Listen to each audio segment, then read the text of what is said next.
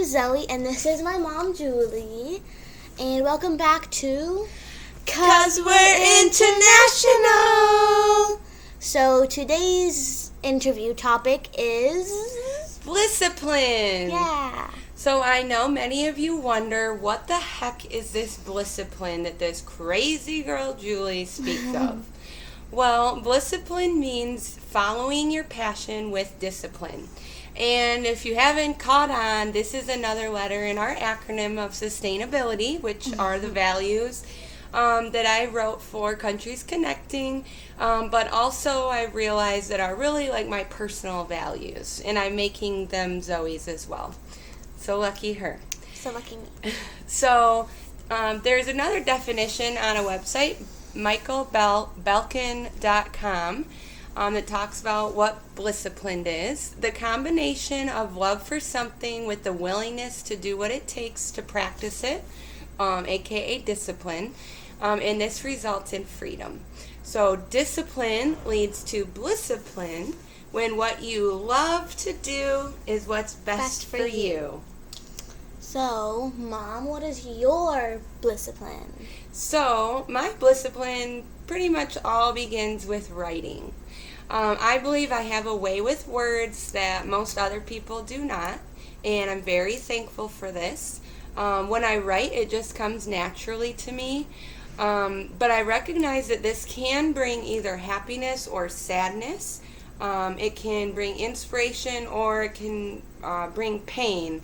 This isn't in our little notes that we wrote here, but someone told me a couple weeks ago that my words can cut like a surgeon, and so sometimes I don't even mean to do that, but like when I feel strongly, no matter what feeling that is, good or bad, they like cut. I know exactly what to say to do whatever feeling I'm feeling, and so trying to overcome those hard things. You gotta get better at controlling your anger. Yeah. Like, here, how about, like, if you get, like, mad, like, you, like, take, like you breathe in, like, this is my school counselor, she says if you get too mad, you should, like, just, like, take, like, a break and just, like, breathe in for 10 seconds and then breathe out for 10 seconds, too. Yep, and one of the things I've been practicing, Zoe, that I haven't told you about is, it's called grounding, and that's basically what you're talking about, is you're grounding yourself and remembering, like, who you are and, like, where you are in the present moment, Oh, I should make a post about things you can do to control your anger. Yeah. Remind me. Yep. Yeah, because I got Zoe a notebook because she wants to start writing more, and so she's going to start writing with pen and paper, old school way. Woo woo! I hurt my hand. She'll survive. It gets easier.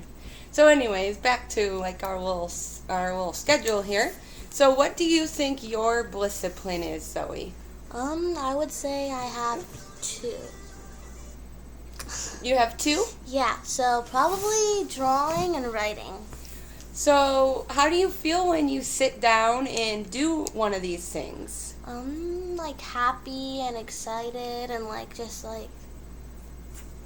Yeah, just happy, yeah. Well, that's awesome. So, do you think you could use either your drawing or your writing so that people, hold on, I'm reading some of hers. So, do you think you could use one or both of these talents to help others? Because remember, that's what it's all about.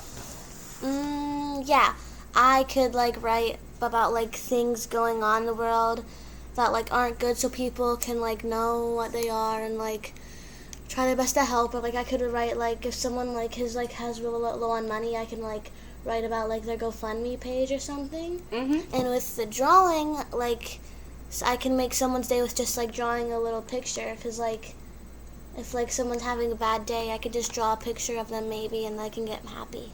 Yep. And that's the thing, is some people don't realize that we were given talents and gifts to help other people. So that's why it's always important to remember this. Okay, so like how do you intend to like use your writing? Well, I just started a new project, and I don't want to like share that exactly what it is, but I'm hoping... I know what it is. Yes. I haven't showed it to her yet, but I told her about it. But I'm hoping it turns out well.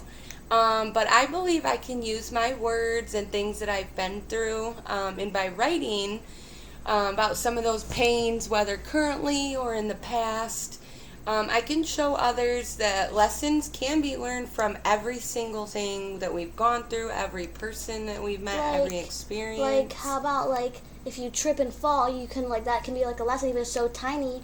Like, maybe, like, it's so tiny, just, like, you can learn Open your eyes. Yeah. You can learn to walk.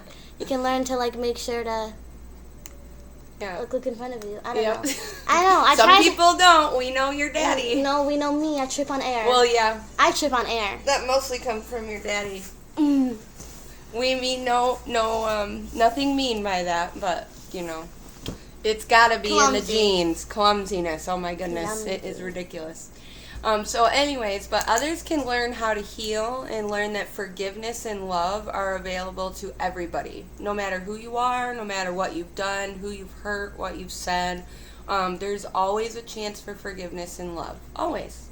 Yeah, I agree with you. But what if they're like a murderer or something, or like someone like really super bad?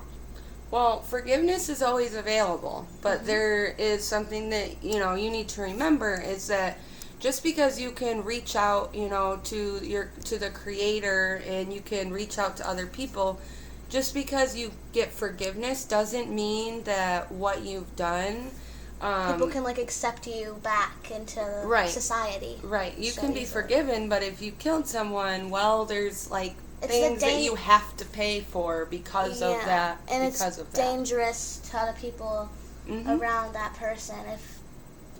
Yep. So it's good to know that like forgiveness is always there, but if you've done only if you like some really things, want it, you can be forgiven. But you have to seek it. You have to mean it. But even if like you really do want forgiveness, it doesn't mean that you can always be accepted back into like your community. Right. Yep. So we can use our gifts, which writing is big for both of us, to show and teach others about things like this and what they really mean, like forgiveness and love. They're things that people think they know, but they're, like when you hear the definition, it is what it is, and so many people have the skewed view, I want to say. Skewed, like misconception, like they don't understand it. So that's kind of like what we're supposed to do with our gifts, is help people understand things. So yeah, that's a good idea. But like, you always teach me to like be kind to like other people, like even if they've been like really mean and like and to you or me for like no reason. But you said that you should always be kind to them because you don't know what they're going through, because like normally if someone's being mean for like what you think's no reason, they could be like really like struggling, and they could in their past they could have no one to like love them and like take care of them. And like so you always want to treat everyone with kindness because you don't know what they're going through or what they have gone through, because they might like be going through or have gone through like something really bad. Or maybe they didn't have anybody to like take care of, to like love them. Like if like their parents were really super mean to them, they wouldn't know any better than to be mean to people. Which I think you've experienced, this past year with your bullying thing. Like, you've experienced what it is like to have somebody be mean to you for no good reason. And what did you do is you ended up cutting yourself off from that, but you weren't mean about it. You just chose you. And that's the thing that a lot of people have a problem with, is like in most people's, like in your situation, most people would have lashed out to that person. Most people would have been mean and hateful. And instead you just said, I don't want to be around this person anymore, because you understood that it wasn't going to stop. And so you had to do what's best for you, which is not where we meant to go here, but it's kind of, it all goes along with it. Yeah, so like if someone is mean to you and like they're not going to stop, don't be mean to them, but just kindly say it, like kindly separate yourself from them. Yep. Without being mean or swearing at them or like hating them, just like kindly. And they may not like it. Just kindly like start doing something else, going your own way, Yep, so that's what we're going to do, of course. We're going to keep shining bright. to help protect, to help lead other people to the truth, no matter what, because we were given these truths that we have for a reason. And we can't back down, no matter how hard it is and no matter who tries to stop us. Yep, I know we can both shine together to protect people and like everyone else. Yep. And lead them too. Yep. So now, do you have anything you want to say before we end the interview? Well, I'm so proud of you. You're doing awesome. Awesome. Thank you. You too, baby. And I hope you all have an amazing day or night or evening. Yeah, wherever you are in the world, we love you. We miss you. We're sorry that things are a little bit like slow and wonky donkey here. I'll make a post later sometime. Yeah, but just know that we're here and we're praying for you and thinking of you, and we are growing and pressing on, and everything will work out how it's supposed to. We love you. Do a little heart. You. Bye, guys. Bye.